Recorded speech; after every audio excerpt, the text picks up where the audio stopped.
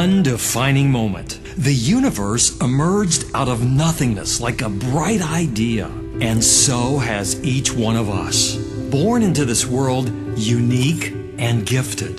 A masterpiece cast like never before and never after. A magnificent work of art. And each one of us an artist too, eager to paint the canvas of life.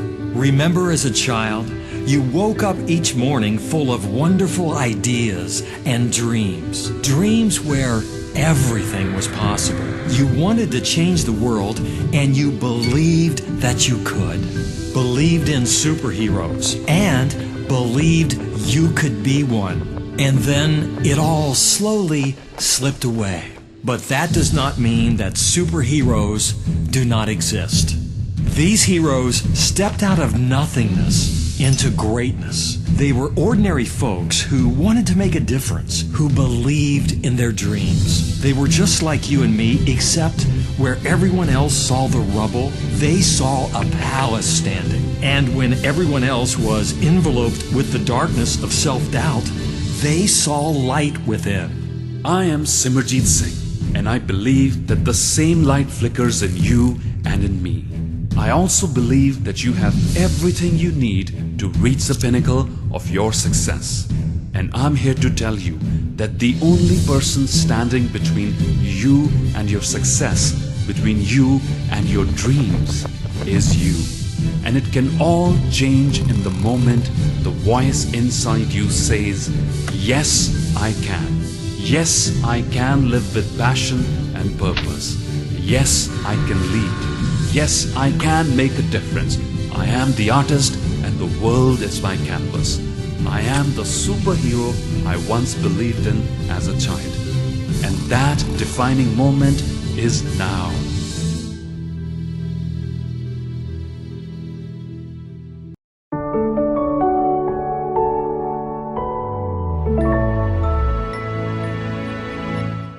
Ladies and gentlemen, welcome to another episode of the Beginner's Mind series. Our special guest today has spent the last 20 years inspiring men and women of all ages to overcome substance abuse issues and to go on and live a healthy, drug-free, and addiction-free and productive life.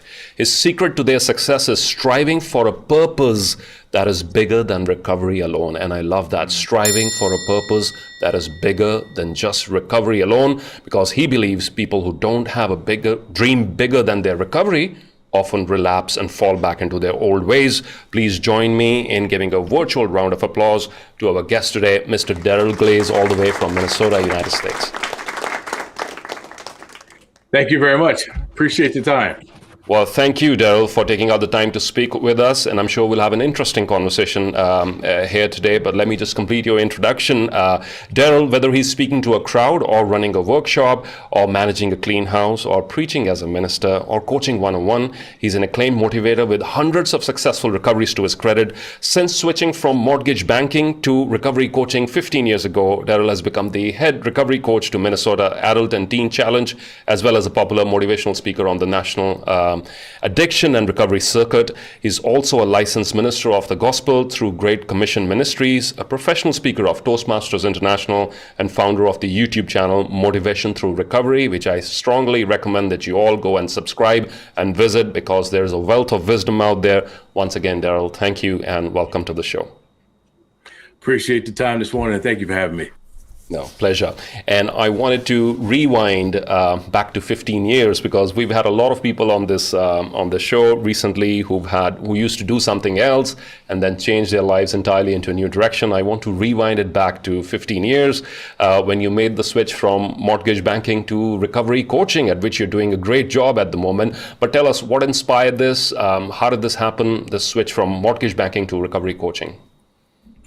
Interestingly enough, when literally I was in the mortgage industry and was doing fairly well, and just before the crisis hit in 2008, I started having a mind shift. I actually started helping someone that was going through recovery themselves, and then it went to be from one person to about three people, and that process started 5 years before making the switch.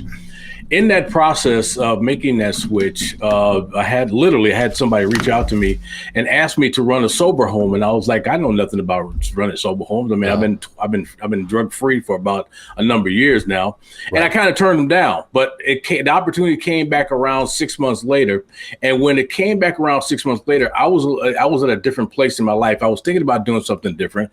The mortgage banking industry was on its way on its downturn at that time, so when the person reached out again, I actually accepted the opportunity.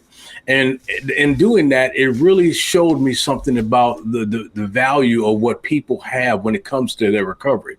Most people treat recovery like something that is kind of like a sport. You do it for a while and then you give up on it and what have you. And it's unfortunate that it is that way.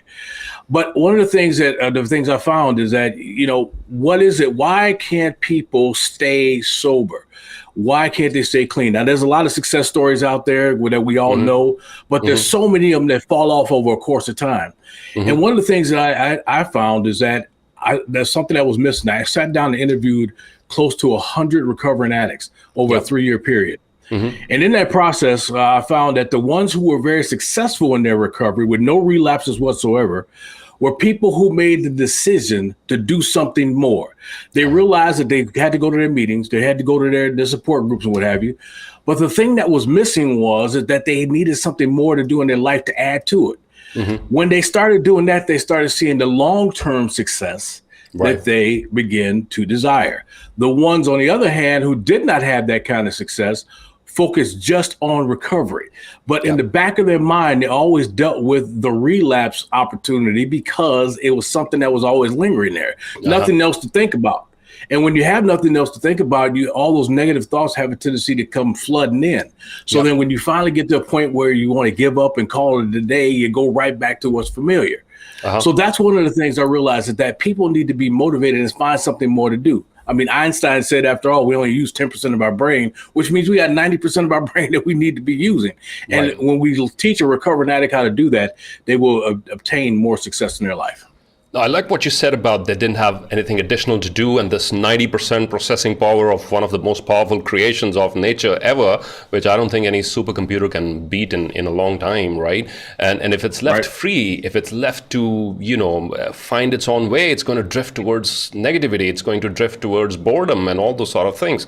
And this connects with the current situation that a lot of people, and I do want to dig deeper into your story as well, which I'll come back to later, but the current context of the whole work from home scenario, people, young students, people who are used to going out and meeting other people, the social connection, the distractions apart from the digital distractions, the other, nature and so many other things that we had available to us. And now with the entire work from home scenario, we don't have those situations, and divorce rates have gone up, and domestic violence has gone up, and addictions of all sorts and substance abuse of all sorts have gone up. Pornography usage has gone up, and all these, and people find that they're indulging in behaviors that they wouldn't normally have.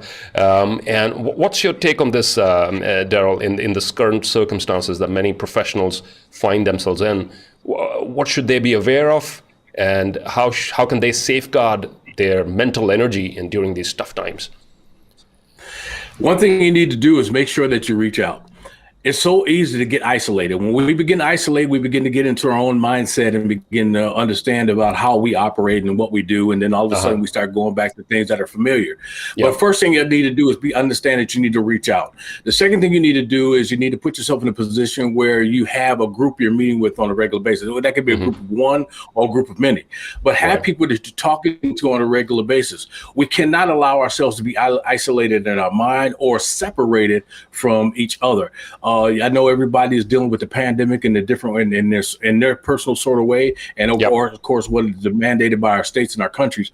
But the most important thing is that you have to find ways to be able to reach out. One of my favorite stories is what I found over the years, over this time, I should say, is that so many people and families reconnecting by way of Zoom and Go Meet and all these other things, people who haven't connected in years. And I think that's a vital point, a vital opportunity for people to be able to do that on a regular basis. And if you could just take time out just to reach out and find a way to do it regularly, whether it's once a week, every other week, whatever it is, but don't put yourself in a place where the majority of your time is isolated time. Right. And you need to draw that line, especially when it comes to work. Now that work has stepped inside our homes, on our computer screens, on our phone screens, and we're available 24/7. I think what you rightly said is we need to have that additional time to network and reach out to our friends and family and people who support us, and create that support system. If it cannot be in person, let it be virtual, but you do need other people. You need that someone to hold you accountable, to ask you what's happening with those weight loss goals, what's happening with the book you were talking about. I sincerely believe in that is because, when we're only accountable to ourselves, we slip at times because no one's noticing that, right? No one's noticing it. And when there's someone else, like an external person, there's a whole lot of, I saw my ratio of going to the gym improve. This is pre-pandemic when I had a gym partner, because on the days that I didn't feel like it, he'll call me up in the morning and say, what's happening, right? Are you going to the gym today or not? And I'll be like, oh my God, I'll just get up and put my shoes on and go there, even if I didn't want to, now because this external person is there. Thank you so much for sharing that with us, Deryl. Please talk to us about your journey into and out of addiction, and what learning points emerge for our viewers right now. Because since I'm a big believer in this, that even if we look back our own lives, there are certain mistakes that we can reflect on and offer them as lessons to other people, so that they don't end up making the same mistakes. And that's the whole point of these conversations here today, Deryl. Are you willing to open up about your journey into and out of addiction, and what are the pointers, what are the lessons that emerge along the way? Sure, absolutely. One of the things that for me is that I was the very guy that, and the reason why I talk about isolation so much is because that's what I did. I was my mom was a single parent of one, which was me, and I was really good at being able to hide and isolate things. So when I got into my drinking, it was very secretive. I would separate myself from other people, to the point that even when in my adult years, I would just disappear, and people go like, "Where's Deryl? Where's he at?" Right. Because one of the things about me, I didn't want to bring my addiction to somebody, to the people who I love doorstep. I was the exact opposite. Most people will do exactly that. They'll bring it to somebody's doorstep and make it their problem just as well. But I was separate. So I separated myself out from people, and I wanted to be alone. I wanted to be with another group of people that nobody knew, and nobody knew how to find me. And that's how it was for me. But the turning point in my life was when I checked myself into a rehab center, and going through that process, I was there with 16 other guys, and I make the joke about it, about how 16 other guys all in an inpatient treatment, and they could all fart in harmony. I mean, that was just it's just all kind of, you can imagine, just all kind of smells with men and whatever. Right. But anyway, it was the one-on-one I had with my counselor what made the difference. I came to him one day and just started complaining. Hey man, listen, the food here sucks. You suck. You're terrible. You're an alpha counselor. The people here are crazy. I don't have a problem. I don't have an addiction issue. And I'm going on and on and on and on. And he's sitting there just looking at me. And then when I'm done, he said, is that it? And I said, yeah, that's it. He said, well, what are you going to do about all this, Mr. Glaze? And he said, well, I'm going to start a petition to get this place shut down. And he laughed and said, no, that's not what I'm talking about. He said, what are you going to do about it? And when he said that, that's when the thing changed for me. And I began to realize that it was going to be up to me. And I realized I had to take ownership of my decision-making process. And the reason why I was in the place that I was in is because of the decisions I made. So at that point, I began to just go for it. And I just began to just change, work on my life, do the things they told me to do, work the steps I needed to work. But the absolute change in my life, I tell people all the time, took place when I was driving down the street about 3 years into my sobriety. And I was driving down the street and I passed this mail truck and he pulled up to the light next to me. And I'm listening to this message he was listening to coming out of his truck. And I caught him two lights later. And I said, hey, you got to tell me, what is it that you are currently listening to right now? He said, I'm listening to this new guy that I just heard about called Les Brown. Ah, of course. I love Les Brown. Yeah. And I was like, yeah. And I was like, really? He said, yeah. I said, where do you get that stuff? He said, he was back in those days with a cassette tape. So he said, you got to go to the library. It'd be a great way to do. So I start going to the library. And that's when my mind began to open up, because when I found out about Les Brown, I found out also about Zig Ziglar. When I found out about Zig Ziglar, I found out about Augmentito. When I found out about Augmentino, I found out about Jim Rohn. So I started realizing, man, that this was a whole different level of thinking and a whole different mindset clarity that was available to me as a person that's coming out of addiction. But and as we both know, it's not just available to people in addiction or coming out of addiction, but it's also available to anyone. And that was the key. Yeah, and that was the key to my change. And this moment that triggered the change, this cassette, this Les Brown's motivational talk or whatever was playing in the mailman's truck. It was not even in your car. And look at the sheer coincidence, the timing of this. And that just reinforces the belief I've had for several years, Daryl, which is the Buddhist philosophy, the Zen philosophy. They say, when the student is ready, the teacher will emerge. When the student is ready, the teacher will emerge. When I relocated back to India in 2007, one of the challenges was I did not have as good a command on my own language, which is a national language, and Hindi, and which as much as I had over English. And because I had to connect with the people here, so I had to look for a lot of idioms and a lot of proverbs and a lot of other things.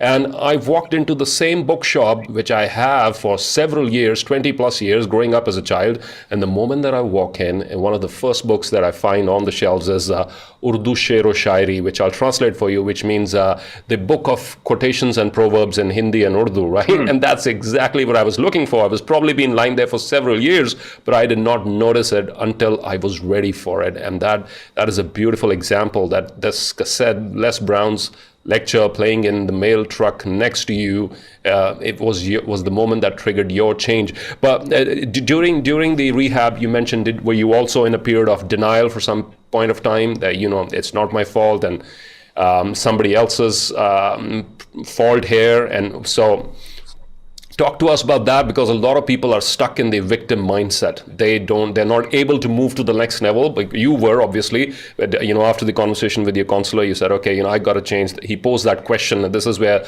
the power of positive questions, like the one your counselor asked you at that point of time, is huge, because one single question can change your entire life. As you rightly said, in your case, it was like, what are you going to do about it? Were you in denial at some point of time? And what does it take for someone who's playing the victim to actually take charge of their life and to do something about it?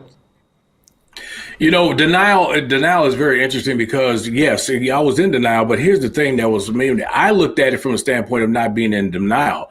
I looked at it from a standpoint that this was my lot in life.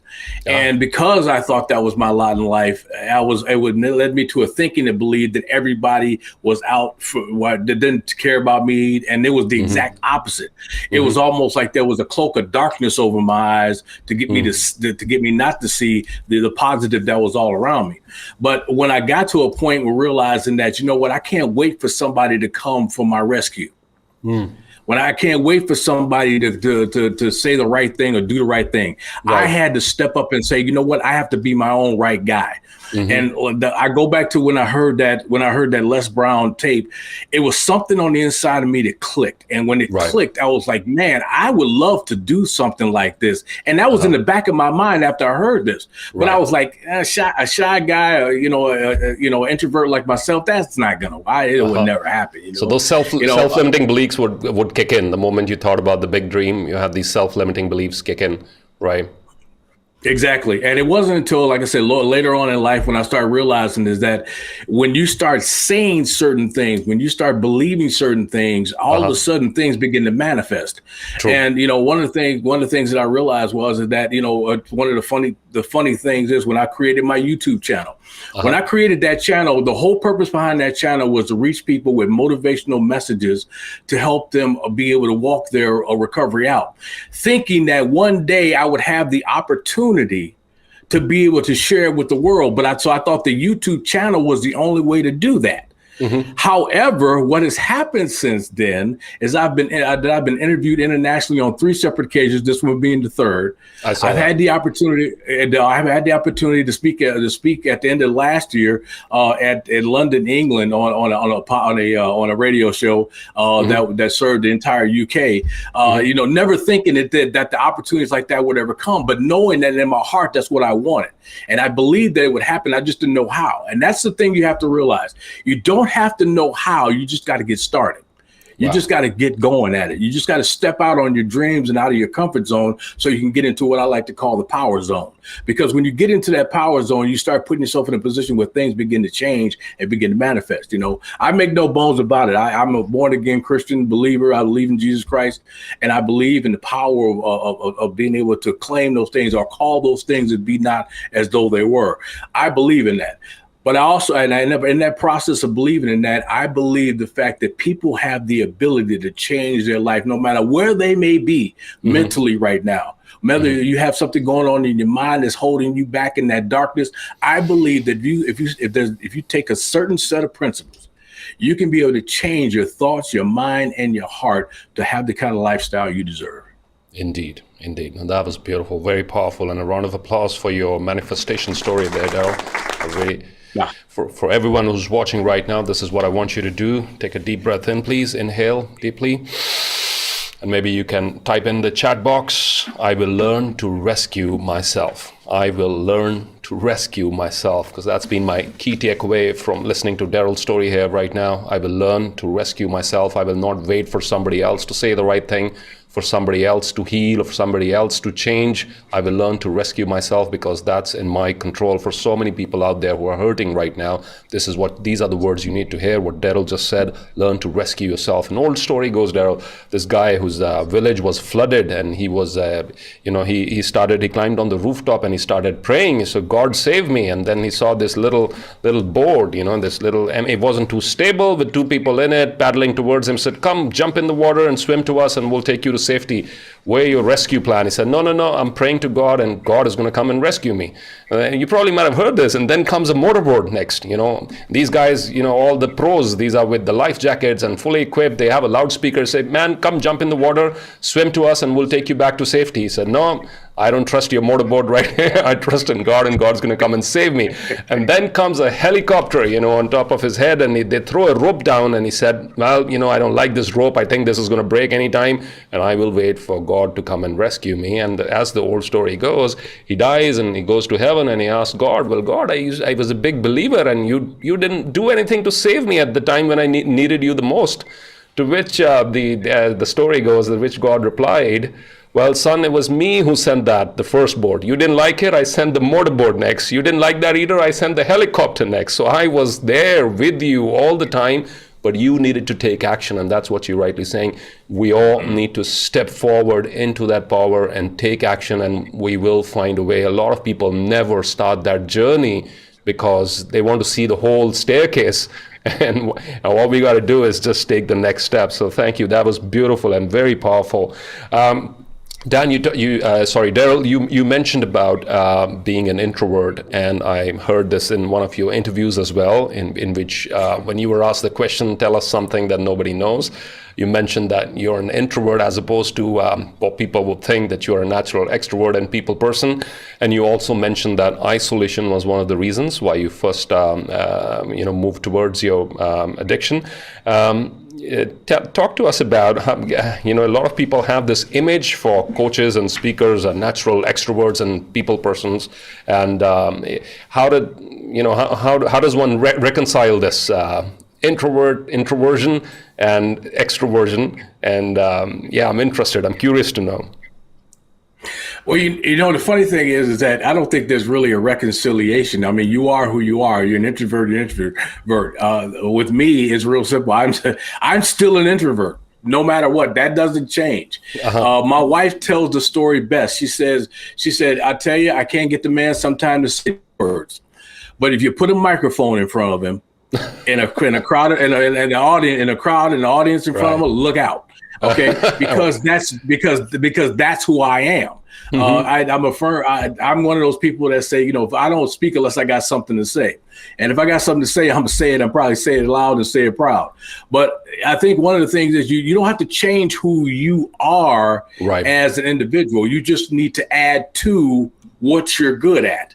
What your ability is. And that's all I did. I mean, I had no idea that I was good at speaking until I went through Toastmasters. I went through a couple other speaking opportunities and things like that. I realized I began to hone my craft. But the bottom line is I didn't stop being an introvert. Just when I got on stage, I did what I did and did it well and then got off. and then tried to find a quiet place. I like what you said about adding to your strengths, add to what you have, and you don't have to change yourself to fit in. And I'll tell you the reason why I asked you this question, because that's me.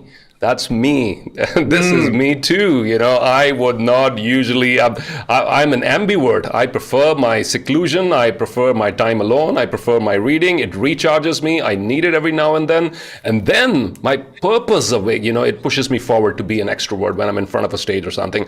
If I didn't have something important to say, as you rightly said, I would feel very uncomfortable in that place. But just my purpose, my mission, the belief in myself that something that I have to say is going to add value to people takes that thing away, and I'm in an entirely different avatar at that point of time. So I think we need to do away with this misconception that's very popular out there, that in order to be a successful coach or a mentor or a speaker, you need to be an extrovert.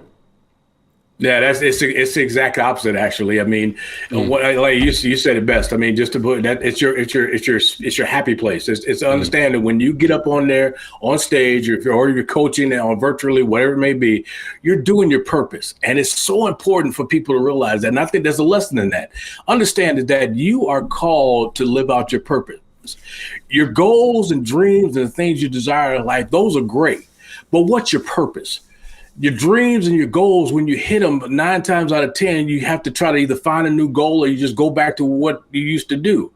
But when you find purpose, when you find that place, that sweet spot, as somebody once said, that when you find that place, man, there's no limit to the amount of energy, the amount of time, and the amount of things you're willing to do to be able to fulfill that purpose. I tell people all the time, when people say, what's your purpose? It's real simple. I tell people all the time that my purpose is to motivate and inspire recovering addicts to live happy and healthier life and break the chains of relapse to recovery and be able to live those happy and healthier lives. And if I can help one person do that, I've done my job, because I know that one person can affect thousands. Right. That is so powerful. When you discover your purpose, everything changes. You suddenly realize you've got way more energy. You can focus on the given issue a lot more than you previously could. It doesn't seem like work anymore. I've been doing these conversations online, Daryl, back to back, and my wife was just asking me, because I woke up on a Saturday morning, early in the morning, and I dressed up in my suit and to do one of these virtual conversations. And she just happened to ask me, don't you feel tired? You've been doing so many of these. To which that feeling does not even enter my mindset, because this doesn't seem like work. It's not a chore. It's something that I enjoy. And the knowledge that this is going to add tremendous value to people's lives allows me to go through it without experiencing any sort of tiredness. But I want to dig a little bit deeper into, because your philosophy is, if people don't find their purpose, striving for a purpose bigger than recovery alone, because if you don't find your purpose, you're going to relapse back into your old self. For someone who's who's feeling stuck right now, don't you feel it's going to be a big jump? Suddenly this question is going to be major. What's your purpose? And find your purpose for someone who's overwhelmed with the current circumstances. In your coaching sessions, do you break it down for people? Are there steps involved? Or how would you, if someone who's struggling with any sort of addiction, and I know personally when somebody is, that they feel they feel that lack of self-esteem, because they know deep within, this is the ideal Simerjeet I'd like to be, or this is the ideal Daryl that I'd like to be, and this is where I'm currently functioning. And that gap in between, probably the world doesn't know about it, but secretly we know that it exists, and that sort of weakens our self-esteem. For someone who's stuck in that situation, how do you coach them to discover their purpose overall? Well, what I do is I get them first to establish what the purpose is. And once we establish what that purpose is, then we take baby steps. We take step-by-step increments. One of the biggest problems for anybody who's coming out of not just recovery, but anybody who's dealing with change in their circumstances, trying to get to another level, is that sometimes when we look at our life from a 10,000-foot advantage, for that big picture, what begins to happen is that we begin to get overwhelmed. And we start trying to figure out where to begin, how to start, and all these different things. I tell people, look, just take one step at a time. If your life purpose is to add value to your life and add other people, add value to other people's life. The most important thing you can do is take one step at a time. Master your own demons at the level that you need right now. And what's first? Once we establish what's first, that's what we go after. And we put a game plan on how do we get that belt. Then once we get that down where that's now no longer an issue, we go to the next level. What's the next thing we need to deal with? What's the next thing we need to work on? But don't take it as where you got to, I got to fix me and this, that, and the other. What happens is that, I'll give you a perfect example. When a person comes out of recovery, 9 times out of 10, when they're on fire about being in recovery, they want to take care of all their past issues right now. They want it all fixed right now. The problem with that is that that's the exact same thing. Then when it gets to be overwhelming and you think you got to fix it all right now and realize you don't have time or the resources to do that, the very next thing you do is you go back to what's familiar because you just throw your hands up in the air and quit. Right. That's why it's important to make sure that you take that one step at a time. We go back to the weight loss scenario. Okay, yeah, you want a healthier lifestyle, but you know that exercising is not your thing, or eating right is not your thing. Who says you have to do both at the same time? A lot of people tell you got to do both at the same time, but you don't have to start off with both at the same time. If all you do is get up and take a 20-minute walk every day, that's a start.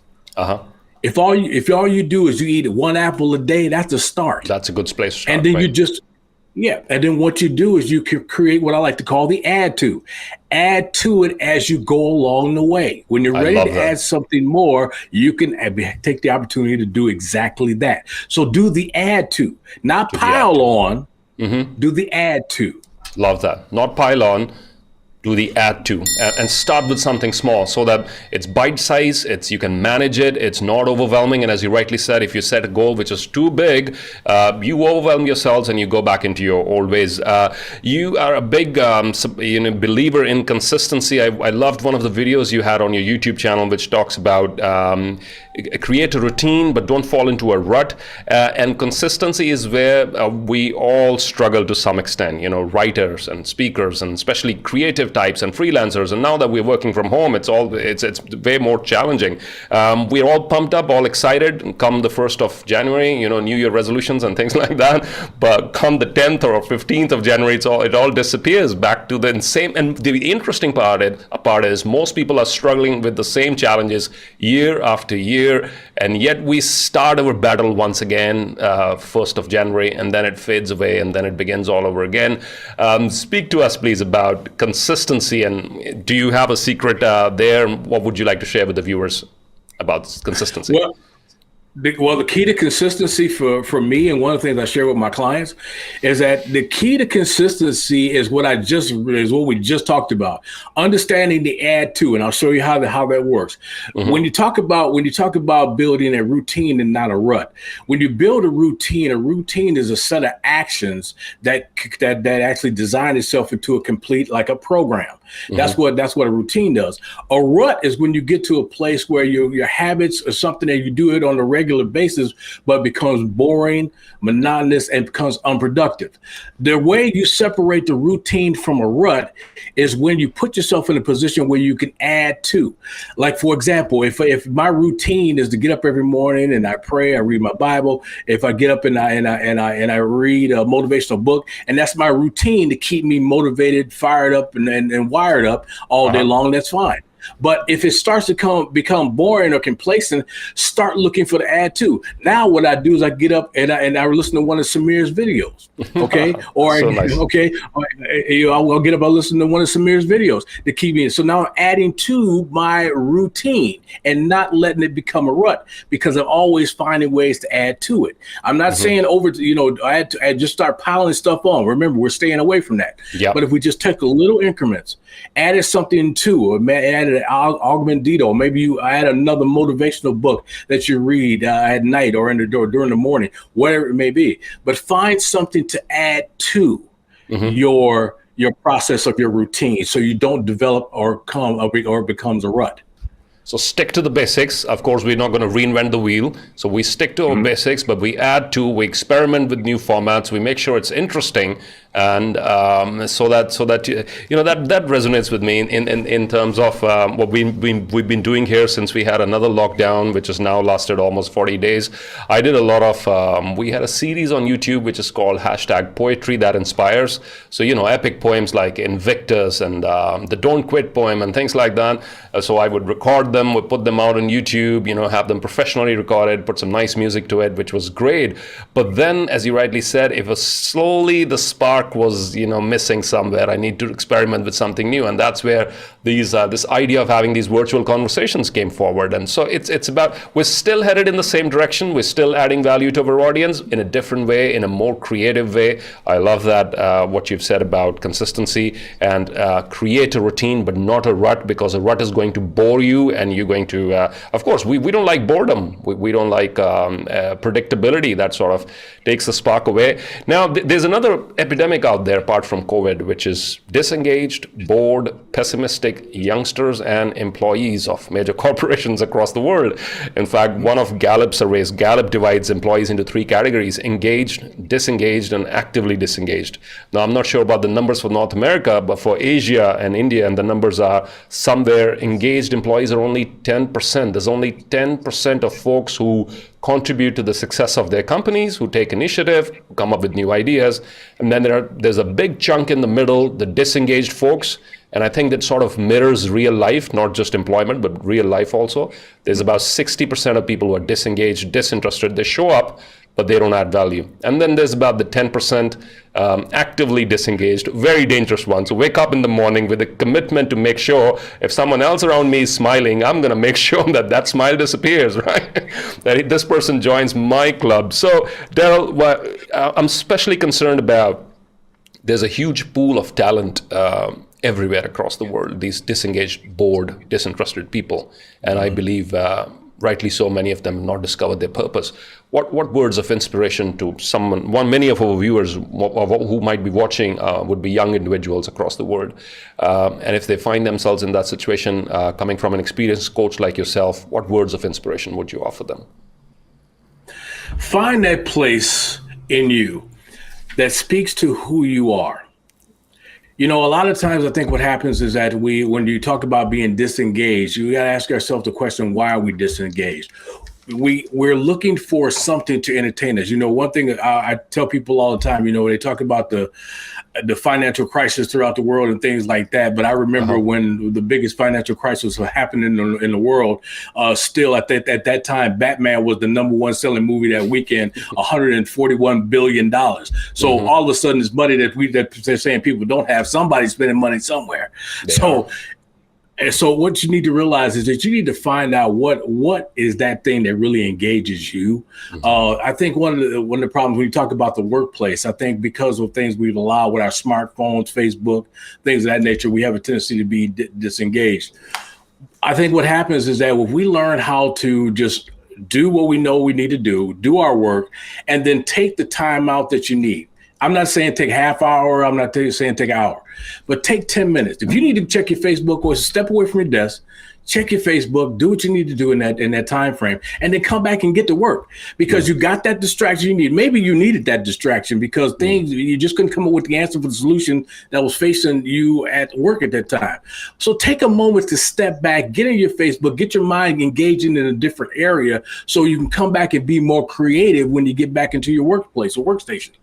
I think it's so important to realize that. And for my young folks out there, listen, I tell you, I have a teenager in my house, and when you talk about disengaging, I get it. Okay, I get it 100%. But I'm gonna tell you something.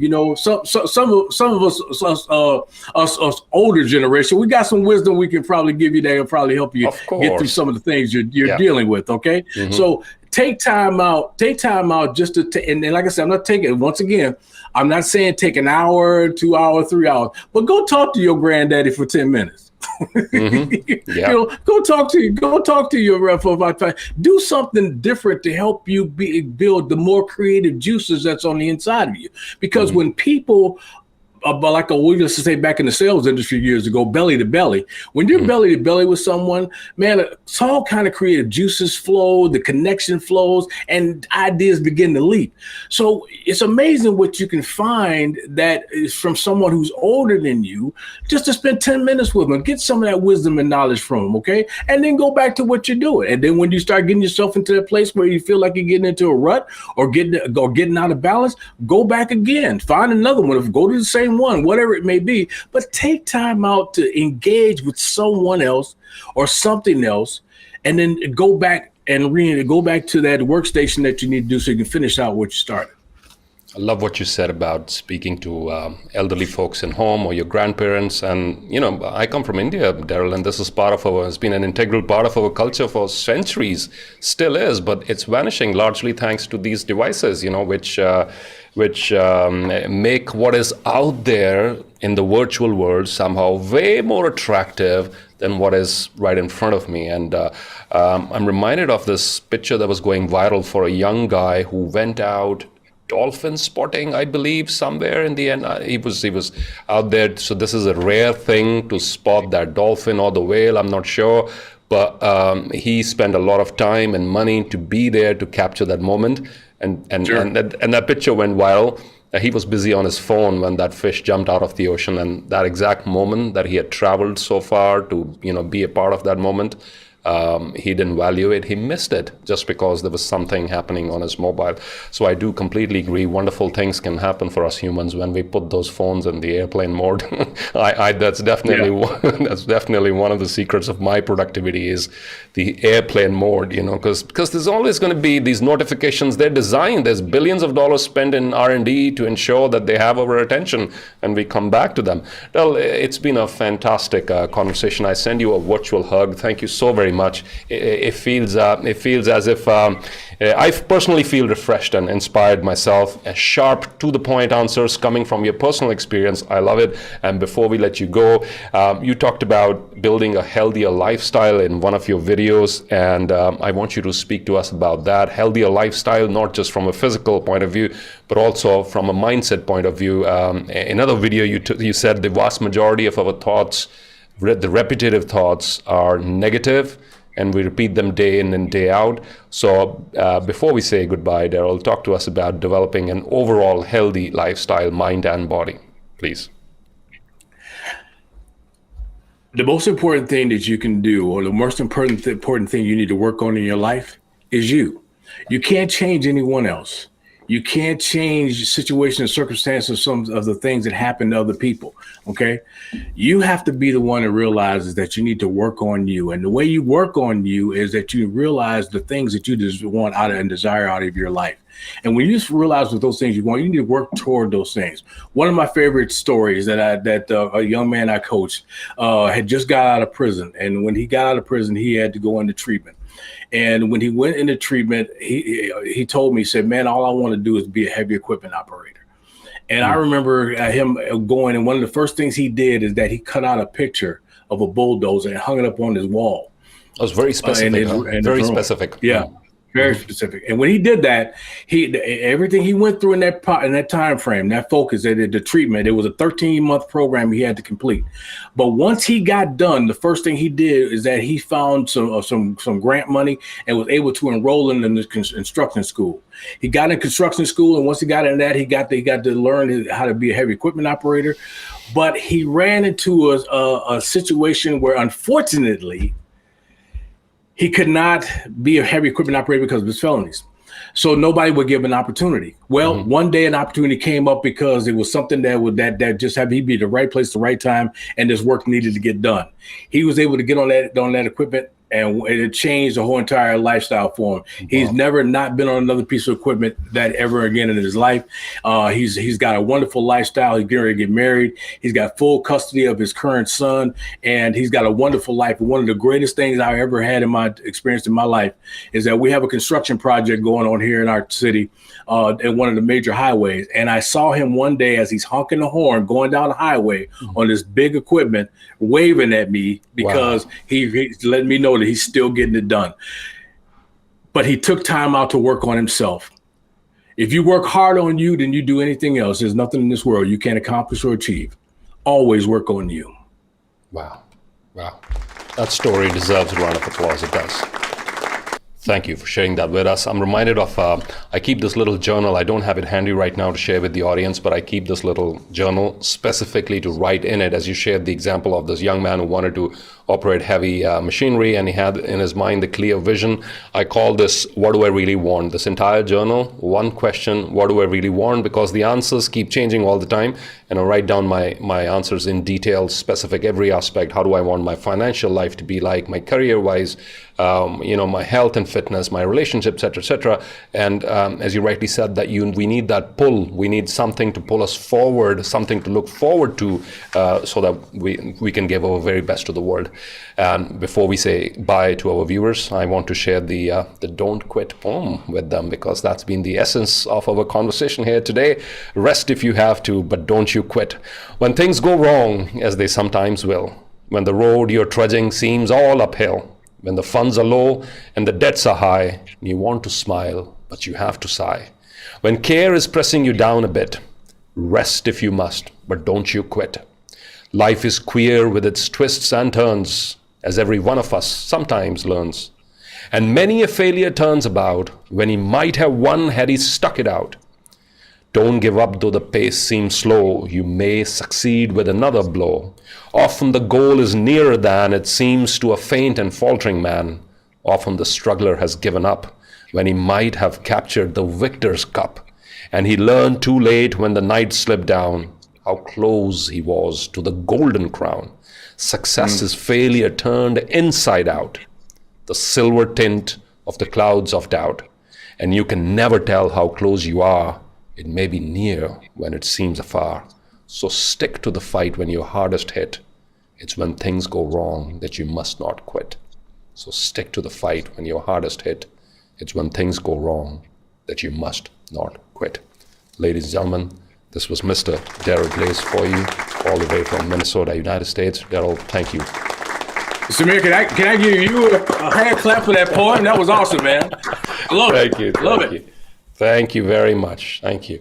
I appreciate your time. And if you, as I'm sure a lot of our viewers would have found a lot of valuable nuggets of wisdom in this conversation, and please go to Deryl's YouTube channel, which is titled Motivation Through Recovery. And we will share in the link in the description, and also his LinkedIn profile. So if you want to reach out to Deryl for keynote speaking or virtual appearances, or subscribe to his videos, please feel free to use these resources in the comment section below. And thank you for joining us.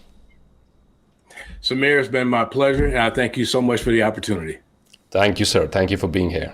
And all the very best. In my philosophy, we believe these are not coincidences. So me speaking to you today, experiencing this connection, this ease, this comfort, asking you all these questions, to be able to pack in so much in 45 minutes, it's not just a mere coincidence. We've been on this journey. We know each other from before, from another spiritual journey. Once again, virtual hug to you, Deryl, and keep in touch. Appreciate you. All right. Take care. Bye-bye. God bless. Thank you. God bless you too.